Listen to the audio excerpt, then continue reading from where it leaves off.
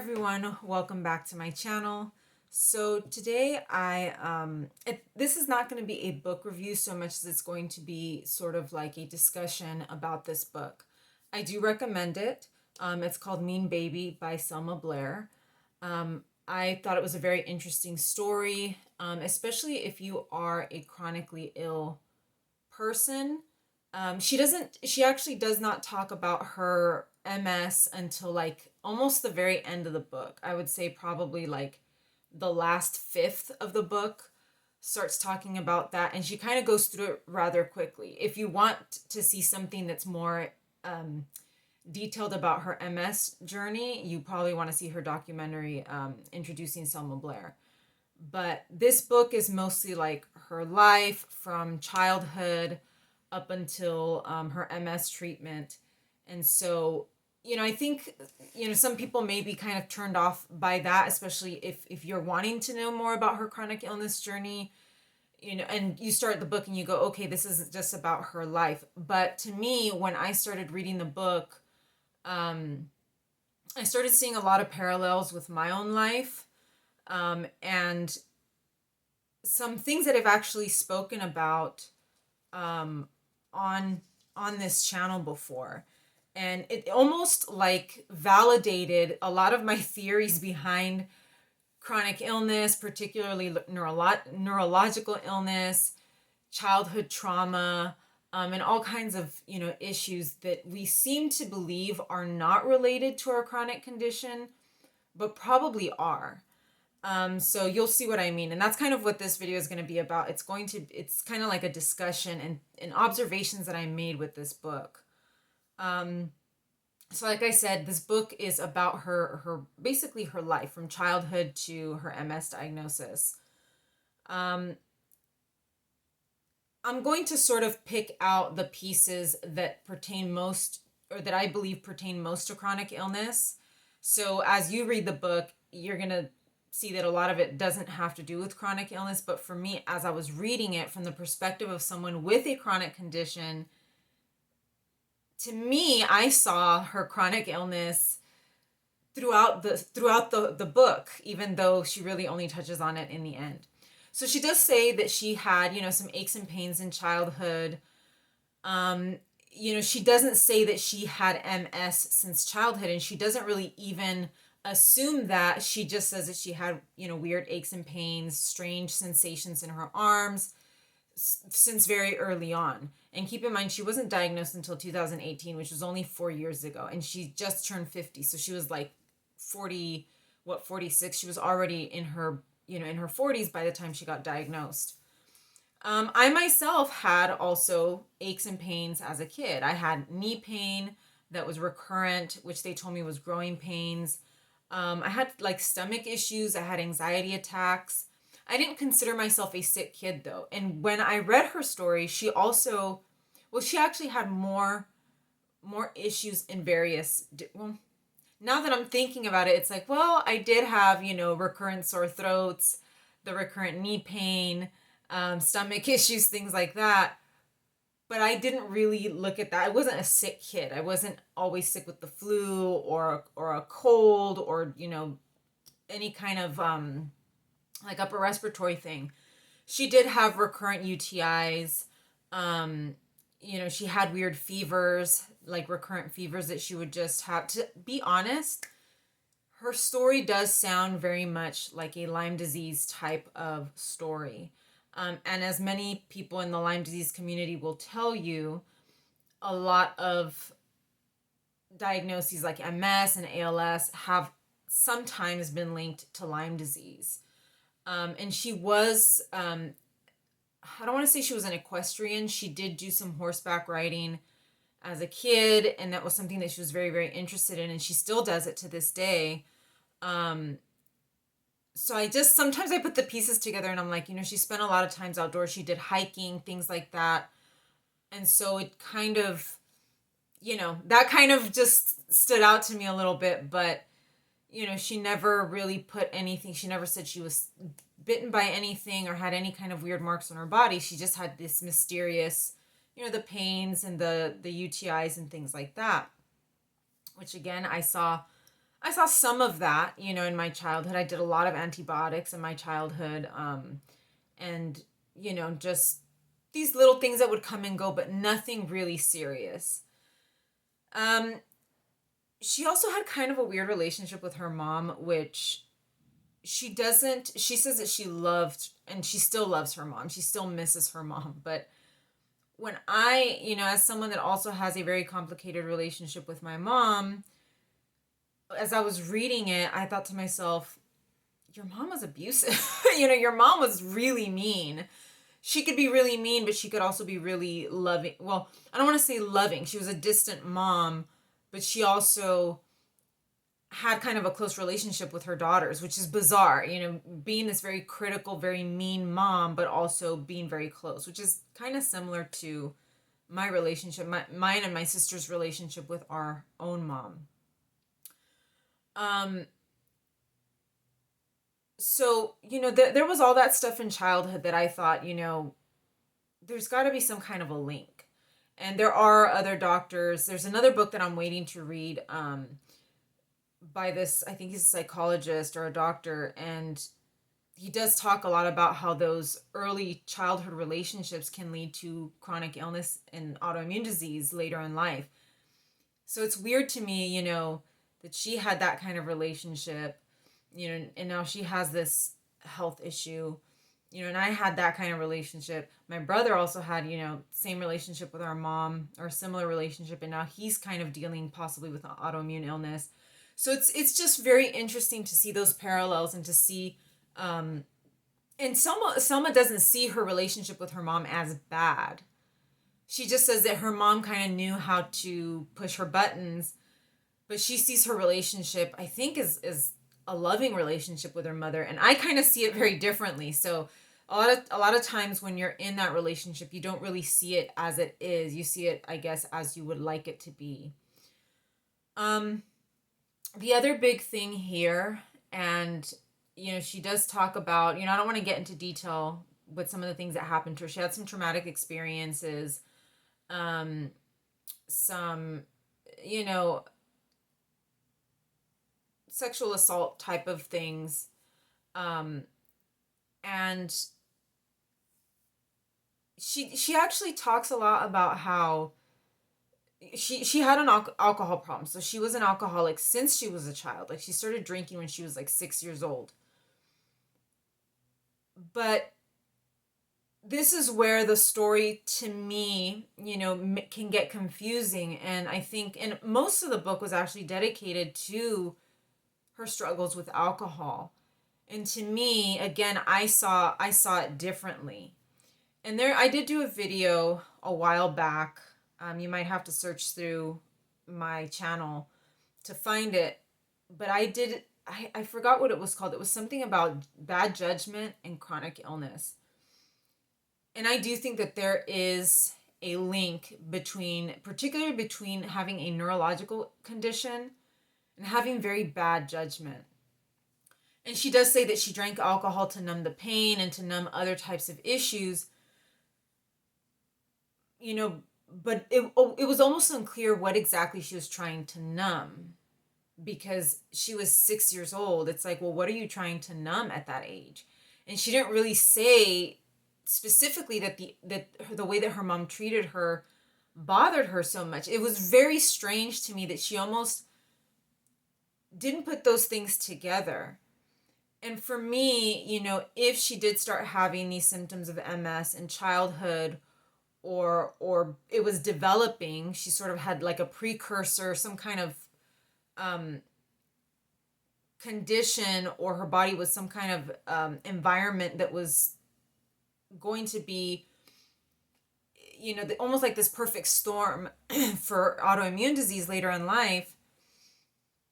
She may have already been having neurological problems since then, and that may have affected her judgment. That's the way that I see it. And I did do that video where I talk about how even my judgment, I was not the person, I was not this way prior to my illness, at least from what I can tell. I was always a very cautious, very conservative, very afraid type of person.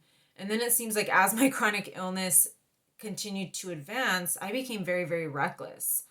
And I don't know if I've really gotten specific about how that manifested, but I saw a lot of parallels with Selma. As she got older, she became more and more reckless.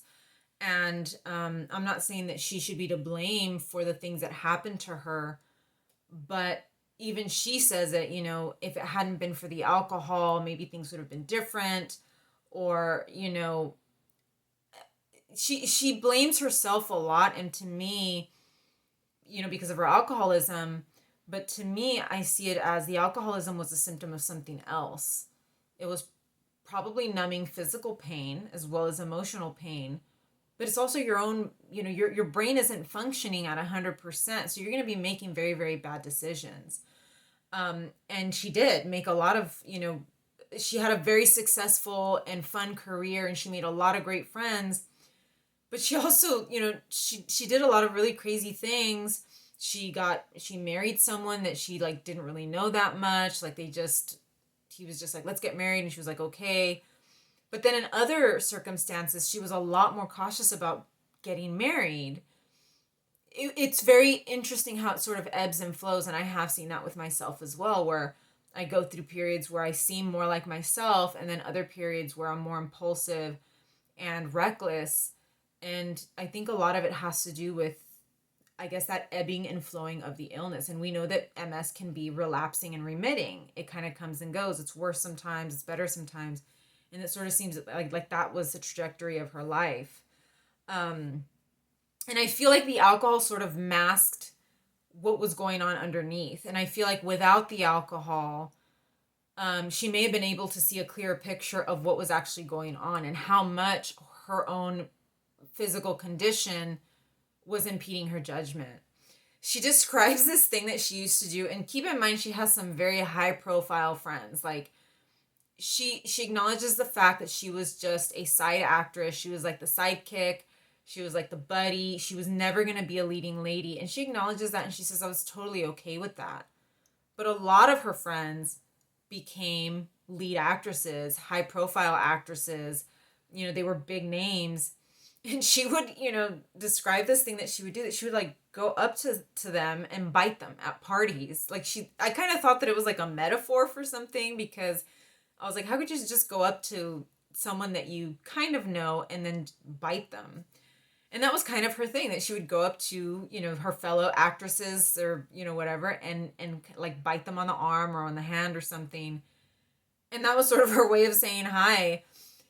And she does come across, if you've seen the documentary, she does come across as a bit eccentric, maybe, dramatic. And she does own up to that. She says, yes, I'm very dramatic, and that's just part of who I am and who I was raised to be. But I felt that was just kind of one of the weirder things. She is kind of this weird, quirky person. But again, how much of that is her and how much of that is her illness? And, we do see her crying a lot in her documentary, and again, being very dramatic and over the top. But again, is that her or is that the illness? When she finally got the diagnosis, she actually had, I think, I think she's a supermodel, Elizabeth Berkley. Again, another high profile friend. She told Selma, I think, because Selma had posted something on her social media. She told Selma, you need to go see my brother. Elizabeth Berkley's brother is a neurologist, and he was the one that eventually diagnosed Selma with multiple sclerosis. She had several lesions on her brain. And so that to me says that a lot of her behavior could have been driven by those lesions. It could have been amplified by those lesions on her brain. I'm not exactly sure. I don't think she specified where on her brain those lesions were, but we know that the front of your brain is your judgment center. That's what helps you make decisions and that kind of thing. So if she had a lesion there, that could definitely, cause some issues. So when I look at it, she did eventually take responsibility. She had that issue that we all saw on across all the big gossip celebrity outlets, TMZ and all of that, where she had the issue on the airplane where she drank, she took pills, she started acting out, and she eventually passed out and woke up in a hospital. And again, I remember seeing that and thinking, wow, she's got some real serious issues. And she chalks it up to the alcohol, the alcohol and mixing it with pills. And again, to me, I feel like she blames the alcohol a lot and blames herself a lot, which she did eventually take responsibility and she quit drinking. But I do feel that a lot of it was her illness, because shortly after that, I think was when she was, I think a couple years after, she was diagnosed with multiple sclerosis. And so everything made sense to me, at least, sort of seeing the big picture. And when you read through the book, you start seeing that, like, the way that she was her entire life. And then at the end, it's like, oh, well, she probably had this going on for quite some time. I myself have gotten into issues because of, alcohol and what I do think was my chronic illness at the time, because for a while, from the age of 21 to 20, I think 27, I didn't know that I had, that I could have had an illness, whether it was Lyme disease or stiff person syndrome or whatever. I was undiagnosed. I was going to doctors and going to physical therapists and things like that because of weird issues, but I had no diagnosis. And really, I didn't start drinking until I was probably 23. Like drinking socially or drinking more heavily. I was never like an alcoholic, but drinking like to get drunk and to have fun with friends. And so again, I had all of those years that was my behavior, my somewhat reckless behavior, was that part of the drinking, or was it something else? Was I having, and keep in mind that alcohol increases your inflammation. It's highly, highly inflammatory. And autoimmune illnesses and chronic conditions are very inflammatory. So you're putting inflammation on top of inflammation. The fact that I functioned so well for those 7 years, or that I was doing well enough for those 7 years, is really something, it tells you how strong the body is, because I drank pretty heavily, and I was, I was able to withstand, for my size, a pretty good amount of alcohol. And it didn't completely destroy my body. Obviously, it probably was a factor in my condition getting worse over time. But I stopped drinking, and my condition worsened faster. I think because everything was just compounded by that time. But when you're younger, obviously your body can withstand more, even if you do have an underlying condition. And it seems very similar with her. She went many, many years acting, traveling around the world, doing all of these things while drinking, relatively, regularly, heavily.